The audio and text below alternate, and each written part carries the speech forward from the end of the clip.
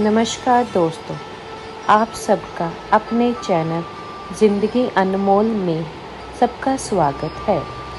यह कहानी एक निर्धन स्त्री के जीवन की है, जब स्वयं लड्डू गोपाल ने उसके दुख हर लिए और उसके जीवन में सुख समृद्धि का दीपक जला दिया। एक गांव में एक विधवा स्त्री रहती थी। उसका नाम गोमती था। उम्र लगभग 40 वर्ष, पर कठिनाइयों ने उसके चेहरे पर झुर्रियां और थकान की गहरी लकीरें खींच दी थी। उसके कपड़े फटे पुराने थे, बाल बिखरे रहते और शरीर काफी कमजोर हो चुका था। पति का निधन वर्षों पहले ही हो गया था।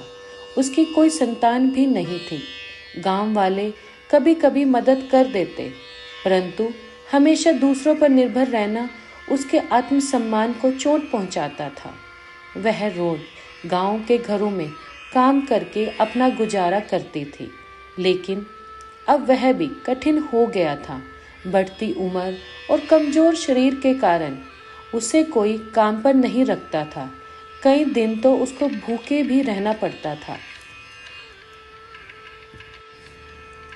गोमती की झोपड़ी गांव के किनारे पर थी। टपकती छत, टूटी दीवारें और चारपाई जिस पर बिखरे हुए पुराने चिथड़े थे। रात को जब हवा चलती थी तो झोपड़ी कांपने लगती। भूख और गरीबी के कारण उसका मन हर समय उदास और व्याकुल रहता। कभी कभी वह सोचती, हे प्रभु, मेरा जीवन इतना कठिन क्यों है? मैंने तो कभी किसी का बुरा नहीं किया, फिर भी मेरे हिस्से में इतना दुख क्यों है? कई बार तो उसकी आंखों से आंसू बहते रहते और ईश्वर को पुकारते, हे ठाकुर जी, क्या आप केवल अमीरों के भगवान हैं? क्या मेरे जैसे गरीब की कोई सुनवाई नहीं करेगा? उसी गांव में एक बहुत सुंदर मंदिर था। वहां भगवान श्री कृष्ण की बाल रूप में पूजा होती थी। सुंदर पीतांबर पहने हुए, मुकुट में मोर पंख सजाए, हाथ में मक्खन की लोंदी लिए, सब लोग उन्हें प्यार से लड्डू गोपाल कहते थे। हर सुबह और शाम मंदिर में आरती होती थी। जब जब गोमती उन घंटियों की ध्वनि सुनती तो उसका मन उधर ही खींचकर वहां चला जाता। एक दिन भूख और निराश से व्याकुल होकर वह मंदिर के द्वार पर बैठ गई। वहां उसने पुजारी को भक्ति भाव से गोपाल जी को सजाते देखा। पुजारी ने सुंदर वस्त्र पहनाए, सोने चांदी के गहने पहनाए और भोग में दूध, मलाई, लड्डू और माखन चढ़ाया। गोमती की आंखें भर आई। उसने मन ही मन कहा, हे नंदलाल, आपने तो माखन चुराने के लिए गली गली दौड़ लगाई थी, पर आज मेरे घर में एक भी दाना भी नहीं। क्या मैं आपकी प्यारी नहीं हूँ? क्या आप मेरे घर कभी नहीं आएंगे? उसकी आंखों से आंसू टपकते जा रहे थे। पुजारी ने देखा और कहा, बाई, तुम यहाँ क्यों बैठी हो? वह धीरे स्वर में बोली, कुछ नहीं महाराज, बस भगवान को निहार रही थी।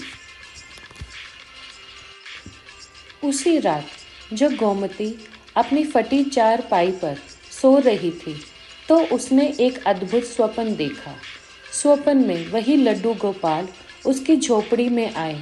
छोटे से गोल मटोल शरीर वाले, पीले वस्त्र और मुकुट में मोर पंख, नन्हे नन्हे हाथों में माखन की लोंदी। उन्होंने मुस्कुराकर कहा, गोमती, रो क्यों रही हो? क्या तुम मुझे अपनी माँ नहीं मानती? मैं तो सबका हूँ, तुम्हारे घर भी आऊँगा। गोमती ने आश्चर्य से कहा, परंतु प्रभु, मेरे घर में तो कुछ भी नहीं है, न आपके लिए भोग, न वस्त्र, न गहने। लड्डू गोपाल यह सब सुनकर हंस पड़े। माँ, मुझे धन दौलत की नहीं, प्रेम की भूख है। बस एक कण सच्चे मन से दोगी तो वह मेरे लिए स्वर्ग के बराबर होगा। स्वप्न टूट गया। गोमती का हृदय अजीब सी शांति और आशा से भर गया। अगली सुबह गोमती ने अपने टूटे फूटे बर्तन में थोड़ी सी सूखी रोटी बनाई। वही रोटी उसने मिट्टी के दिए के साथ एक पत्तल पर रखी और गोपाल जी को याद करते हुए बोली, हे नंदलाल, मेरे पास देने के लिए यही है। अगर आप सचमुच मेरी पुकार सुनते हैं तो इसे स्वीकार करें। उसने रोटी झोपड़ी के कोने में रख दी और आंख बंद करके प्रार्थना करने लगी। जब उसने आंखें खोली तो देखकर चकित रह गई, रोटी गायब थी। उसने चारों ओर देखा, कोई जानवर भी झोपड़ी में नहीं आया था। उसके चेहरे पर मुस्कान और आंखों में आंसू आ गए। क्या सचमुच मेरे कहना आए थे? क्या उन्होंने मेरा भोग स्वीकार कर लिया?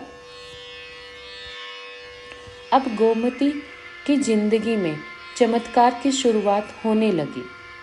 उस दिन से रोज सुबह और शाम गोमती अपने साधन अनुसार थोड़ा सा भोजन बनाकर गोपाल जी को अर्पित करने लगी। धीरे धीरे गांव में यह बात फैलने लगी कि गोमती की झोपड़ी में कभी भूख की कराह सुनाई नहीं देती। कुछ लोग चुपचाप झांकने आए और देखा, सचमुच उसका भोग अदृश्य हो जाता है। लोगों ने कहना शुरू किया, अरे यह तो चमत्कार है, स्वयं लड्डू गोपाल उसके भोग को ग्रहण करने आते हैं। गांव वाले अब उसकी इज्जत करने लगे। कोई सब्जी देता, कोई अनाज, कोई लकड़ी। गोमती का धीरे धीरे जीवन बदलने लगा। लेकिन जहाँ प्रेम और भक्ति होती है वहाँ ईर्ष्या भी जन्म लेती है। गांव का एक धनवान बनिया था, लालचंद। वह अहंकारी था और मंदिर में हर रोज सोने चांदी के गहने चढ़ाता, बड़े बड़े भोग बनवाता। परंतु उसके भोग को देखकर किसी ने नहीं कहा कि भगवान स्वयं खाकर जाते हैं। जब उसे पता चला कि गरीब विधवा के घर गोपाल जी आते हैं तो उसका अहंकार आहत हो गया। उसने सोचा, यह कैसे संभव है? मेरे सोने चांदी और मिठाई को छोड़कर वो एक गरीब औरत की सूखी रोटी खाएंगे? यह सब धोखा है। उसने निर्णय किया कि वह इसकी सच्चाई साबित करेगा। एक रात लालचंद चुपके से गोमती की झोपड़ी के पास छिप गया। गोमती ने उस दिन भी रोटी बनाकर आंचल से ढक दी और भगवान को पुकारा। कुछ देर बाद झोपड़ी में हल्की सी रोशनी फैली और कान्हा प्रकट हुए। वे दौड़ते हुए आए और बोले, माँ, आज क्या बनाया है?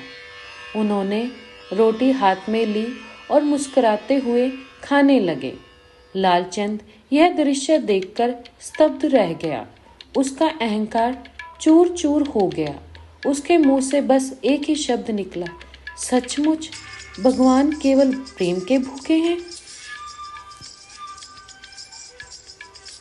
फिर अगले दिन लालचंद ने गांव के सभी लोगों को बुलाया और रोते हुए गोमती के चरणों में गिर पड़ा। उसने कहा, बहन, तुम धन्य हो। मैं मूर्ख था जो सोचा कि सोना चांदी से भगवान प्रसन्न होते हैं। असली भक्ति तो तुम्हारे हृदय में है। गांव वाले यह सुनकर आनंद से भर उठे। उन्होंने मिलकर गोमती की झोपड़ी की मरम्मत करवाई, उसके लिए नई चारपाई और कपड़े दिए। अब वह पहले जैसे असहाय नहीं रही, पर सबसे बड़ी बात यह थी कि अब वह अकेली भी नहीं रही, क्योंकि पूरे गांव ने उसे माँ का दर्जा दे दिया था। बरसों बीत गए। गोमती वृद्ध हो चुकी थी, परंतु उसकी दिनचर्या वही थी, सुबह शाम गोपाल जी को भोग लगाना और उसके साथ बातें करना। एक दिन उसने पुकारा, कान्हा, अब मेरी उम्र बहुत हो गई, ना तो मैं ठीक से चल पाती हूँ, ना ही काम कर पाती हूँ, पर एक डर है, कहीं मृत्यु के समय तुम मुझे भूल न जाना। उस रात फिर स्वप्न देखा। लड्डू गोपाल उसके पास आए और बोले, माँ, तुम चिंता क्यों करती हो? जब तुम मुझे माँ कहती हो तो क्या बेटा अपनी माँ को अकेला छोड़ सकता है? जब समय आएगा मैं स्वयं तुम्हें लेने आ जाऊंगा। और सचमुच यही हुआ। जब उसकी अंतिम घड़ी आई तो लोगों ने देखा उसके चेहरे पर अद्भुत मुस्कान थी। उसकी झोपड़ी में दिव्य प्रकाश फैला और लोग कहते कि उन्होंने नन्हे से लड्डू गोपाल को उसकी आत्मा का हाथ पकड़कर ले जाते देखा है। गांव वाले आज भी उस घटना को याद करके भाव विभोर हो जाते हैं। उस जगह पर बाद में एक छोटा मंदिर बनाया गया, जहां आज भी भक्तजन आते हैं और रोटी का भोग चढ़ाते हैं। कहते हैं वहां भोग लगाने वाले को कभी भूखा नहीं रहना पड़ता। यह कथा सिद्ध होती है भगवान को सोने चांदी से नहीं, उन्हें तो बस प्रेम और अटूट विश्वास चाहिए। और मानव जीवन में सबसे बड़ी पूंजी विश्वास और श्रद्धा होती है। जो मनुष्य सच्चे मन से प्रभु पर भरोसा करते हैं, उनके जीवन की अंधेरी राहों में भी प्रकाश की किरण उतर आती है। Please like, share and subscribe my channel.